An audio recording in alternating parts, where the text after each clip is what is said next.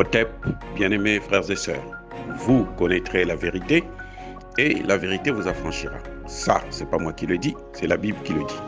Mais moi, je vous dis mieux. Vous connaîtrez la vérité historique, notamment celle de vos ancêtres kémites, et vous aurez une vision globale de ce que c'est que la vraie souveraineté politique.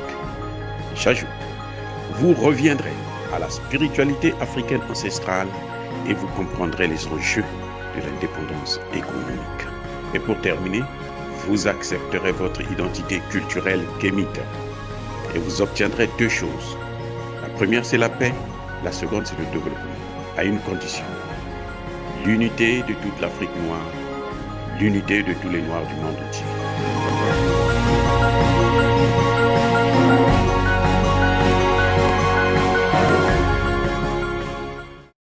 Otep à tous, bienvenue sur la chaîne des panafricanistes par essence, par conviction et par excellence. Celle des citoyens kémites par nécessité et obligation de combat. Nous sommes une chaîne qui n'est guidée que par nos ancêtres et rien que par les ancêtres qui appartiennent à l'égrégore du monde noir. Par conséquent, nous ne croyons en aucun Dieu venu de l'étranger.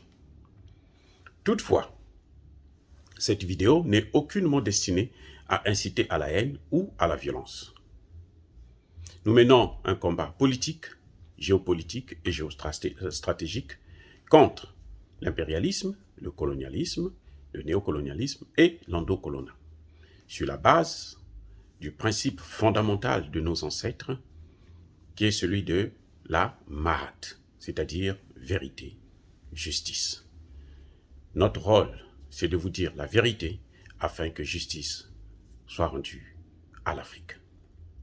Il s'agit donc d'apporter notre modeste contribution dans cette noble lutte en faveur de la souveraineté, la dignité et l'unité africaine.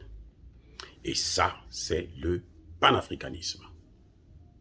Oh, bien-aimés frères et sœurs, je veux essayer de vous résumer des situations identiques à celles que nous voyons aujourd'hui, qui est à la une de l'actualité, c'est-à-dire la guerre en Ukraine. Lorsque Emmanuel Macron vous dit que l'Europe n'a plus jamais connu ce genre d'événement, alors Emmanuel Macron, soit il ment comme il respire, soit il ignore son histoire et là, il a besoin de repartir à l'école. J'en suis très, très désolé. Parce que les faits sont là. La situation de l'Ukraine n'est pas sans précédent. Ce n'est pas la première fois qu'une grande puissance s'attaque à un autre pays pour des raisons multiples. En Europe, tout a commencé d'ailleurs en Europe, en 1999, l'OTAN, pour libérer le Kosovo de la Serbie, de la Yougoslavie, ils ont bombardé pendant 78 jours la Serbie. On a compté plus de 40 000 bombardements aériens.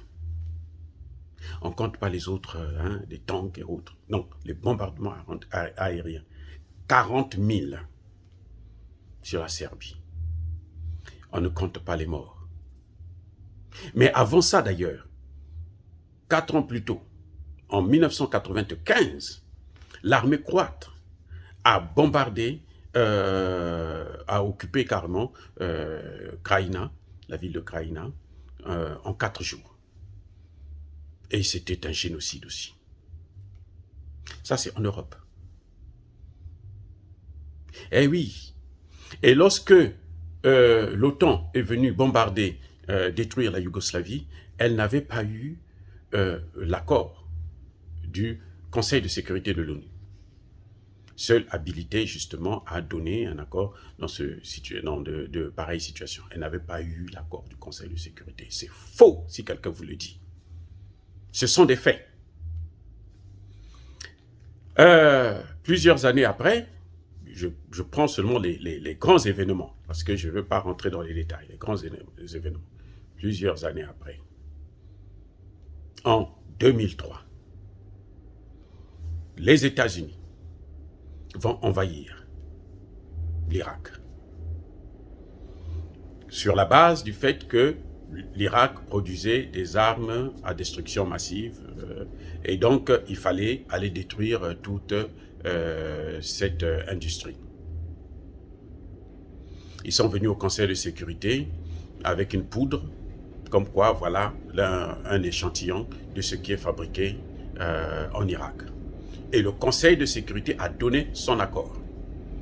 Donc, y compris la Chine, qui s'était, je pense, abstenue, mais la Russie aussi.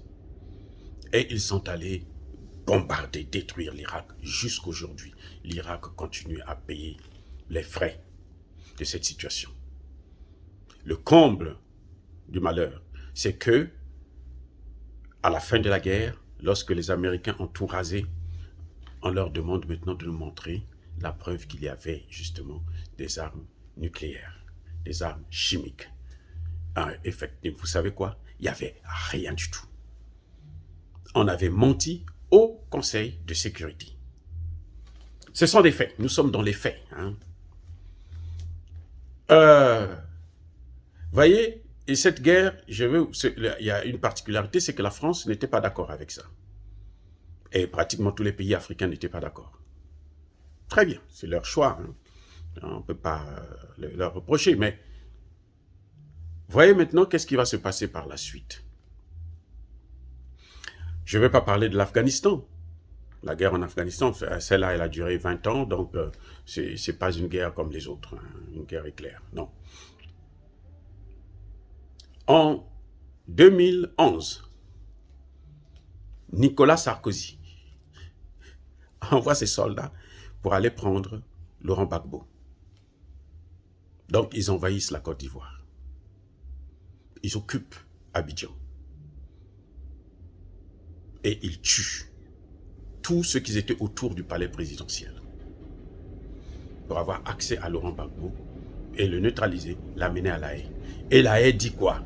Non, Laurent Gbagbo n'est pas un criminel de guerre. Oh là là. C'est incroyable. Oui, ce sont les faits. Comme si cela ne suffisait pas.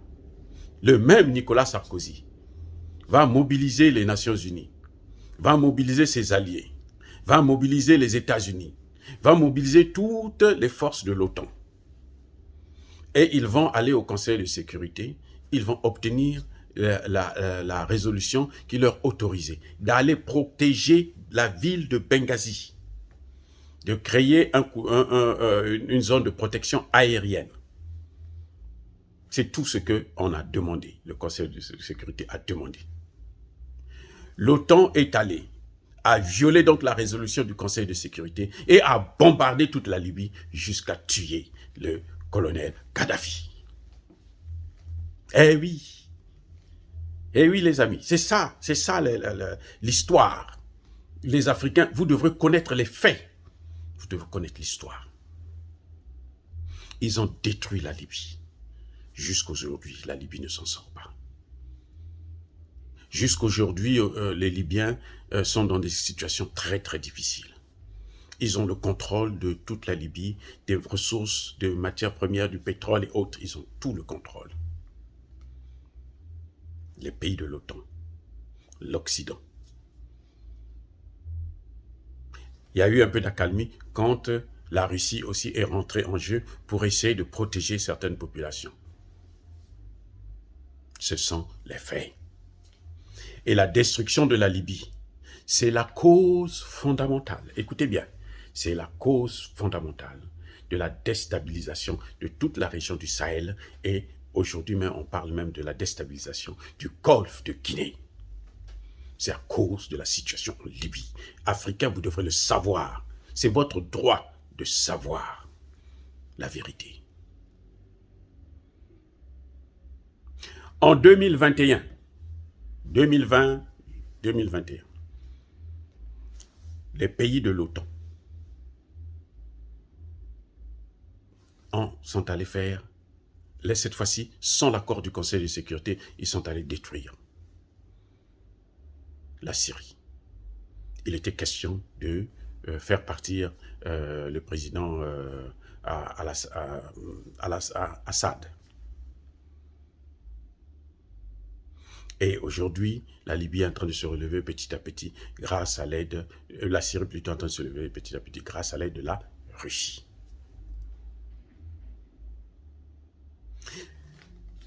Maintenant, les motivations, ce sont eux qui ont des motivations. Regardez maintenant ce qui se passe aujourd'hui en Ukraine. Je vous ai déjà expliqué la cause fondamentale. C'est que la Russie ne veut pas de l'élargissement de l'OTAN à côté, sur ses frontières. Et l'Ukraine fait partie de ces pays frontaliers. Et si il y a une base militaire de l'OTAN en Ukraine, alors la Russie est en danger. Elle peut être attaquée en moins de 10 minutes. Un avion peut décoller de l'Ukraine et puis bombarder Moscou. C'est ce que la Russie ne veut pas. Et elle prend ses précautions. Elle a donc décidé d'envahir l'Ukraine. Après plusieurs années de négociations, depuis 2008, il y avait déjà un accord verbal qui existait. Donc voilà, Africa. Ce qui se passe, c'est ça dans le monde. Et pendant que nous sommes en train d'observer comment les choses vont évoluer en Ukraine, on le souhaite que la guerre s'arrête le plus rapidement possible. Personne n'est stupide pour encourager une guerre entre frères, d'ailleurs, parce que les Ukrainiens et les Russes sont des frères, la même population. C'est comme si les Congolais de Brazzaville et les Congolais de Kinshasa se battent, c'est tellement ridicule, c'est du jamais vu. Bref, pendant que nous sommes en train d'observer ça, la France est en train d'en profiter pour déstabiliser encore plus de pays en Afrique. Ça, ce sera l'objet d'une autre vidéo. Mais est-ce que vous dire cette vérité, ces faits historiques-là, c'est inciter à la haine ou à la violence? Non, bien entendu. Car, je le répéterai autant que je pourrai, nous sommes une force tranquille. Ya Bakoler V, Ya Malembe. J'ai dit.